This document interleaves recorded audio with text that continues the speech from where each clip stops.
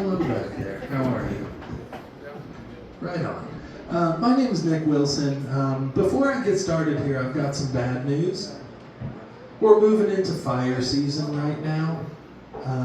Very scary. And I was walking around town and I saw a poster with Smokey the Bear on it saying that only I could prevent forest fires.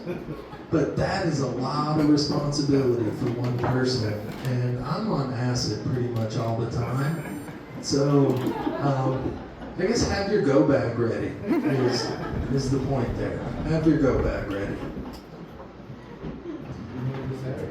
I do. I'm from here. I live here. Yes, I live here. So I've lived here for about 15 years. I'm from Kentucky. And that makes me one of very few people who have left Kentucky and turned into a hillbilly. Getting older and struggling with that a little bit, kind of tough. Recently put quite a bit of weight on, and that's a drag. It's been nice seeing some titties in the shower. That's been good. I liked that quite a bit. Quite a bit. What else here? Getting over a case of shingles, which is a drag. Again, I'm only 47 years old. Shingles is a really painful viral rash. Usually gets people who are a little older than I am, so I got this rash and I went to urgent care and the doctor started kind of asking me a bunch of questions. So, it didn't sound right that I had shingles, but she started going through the predictors. 1, did you have chicken pox when you were a kid? And I did have chicken pox. 2, do you have a stressful job? I do, I have a very stressful job. And the third predictor, it turns out, is having an enormous cock. And when I heard that, it just all fell into place. Makes a lot of sense. Makes a lot of sense.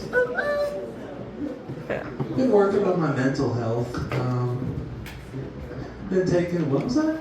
It was not a conversation, Rob. Working on my mental health.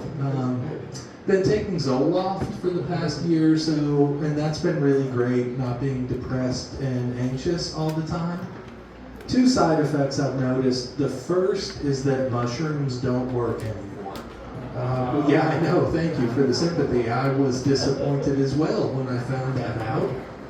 So yeah, mushrooms don't work anymore, and the second drawback of taking Zoloft is that it takes forever to have an orgasm. And you would think that that's a benefit. But the problem is that my stamina far exceeds my cardio at this point. And I have finished sex with an apology and handshake.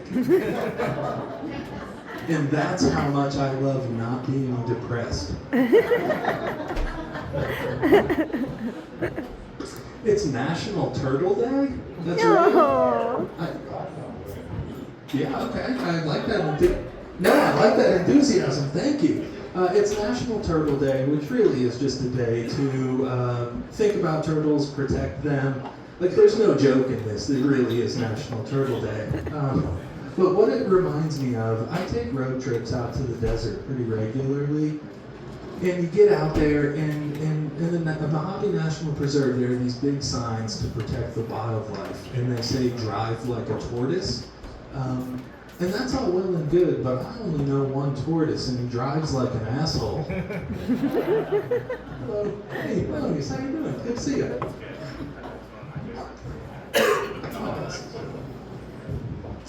I love living here.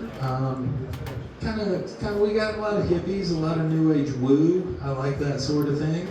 I was out the other day at a coffee shop, and this little kid walked in with his mom. He was probably like 9, and his shirt and hair were kind of wet, and he was covered in purple glitter. And the guy working was like, hey, what's going on, right? And the mom said that this kid had been learning to swim all week at merman camp. And, it really made me proud that we live in a time and place where cultural norms prevented me from making fun of that kid when he deserved. Don't, he deserved it. He deserved it. Acupuncture is big here. Was reading a journal article about it recently saying that acupuncture needles are good for overall relaxation and well-being. And so I figure that's probably a second reason that intravenous heroin users are so chill. Heroin being the first, of course. Heroin, primarily. You guys know what a twin flame is? Yeah, okay. Yes, all right. So a twin flame is kind of some more woo stuff where it's like the idea is that there's one soul that's burning in two different bodies, and if you find your twin flame, you're coming back together as one, right? But I think that saying was probably made up by a white dude with dreadlocks when he was trying to explain the chlamydia he gave the hippie chick he was fucking. It burns when I pee. I think you gave me chlamydia. Nope. Twin flame. Twin flame, but go to the doctor.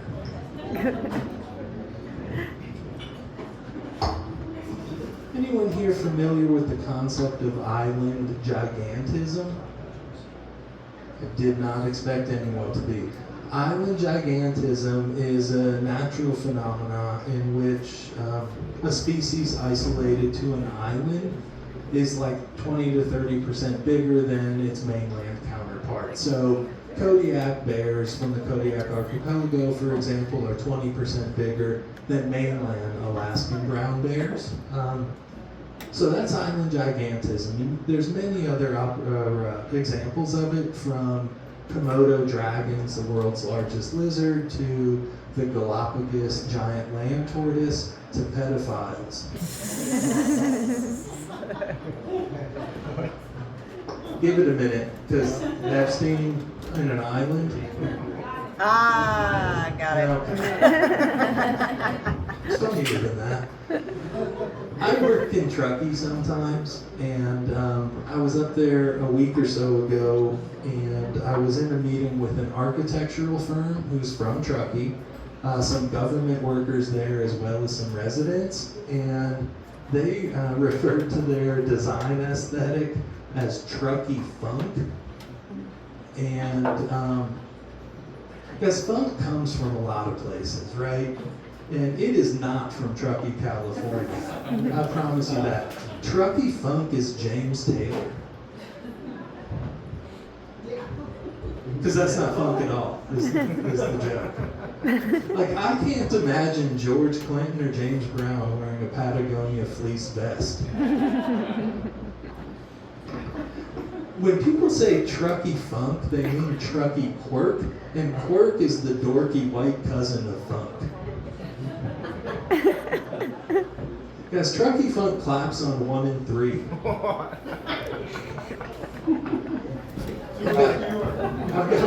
I've got a lot of these, you guys. I just think the concept of Truckee funk is fucking hilarious. Like, if Jimmy Buffett's just too much, put on some Truckee funk, you know?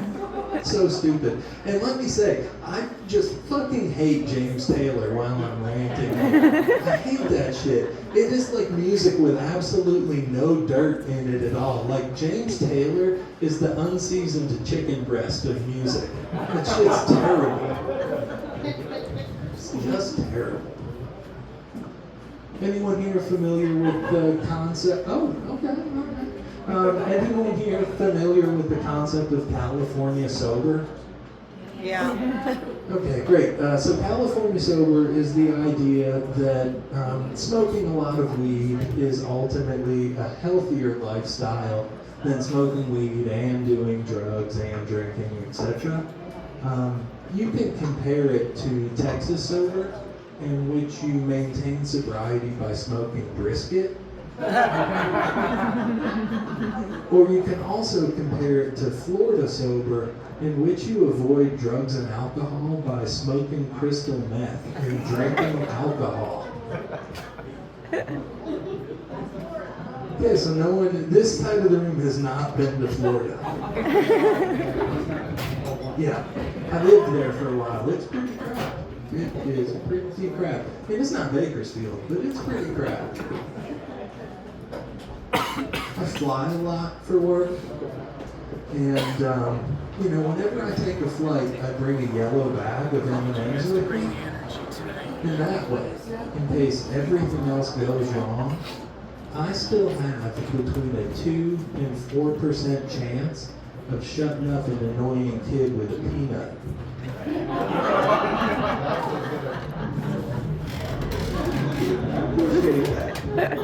Appreciate that. You guys, you can't hear it, but I have running commentary in the front, and it's really nice. It's like the real time thumbs up or not. One more here, and then I'll say goodnight. I have a dog that I love very, very much. She's a mixed breed, just wonderful.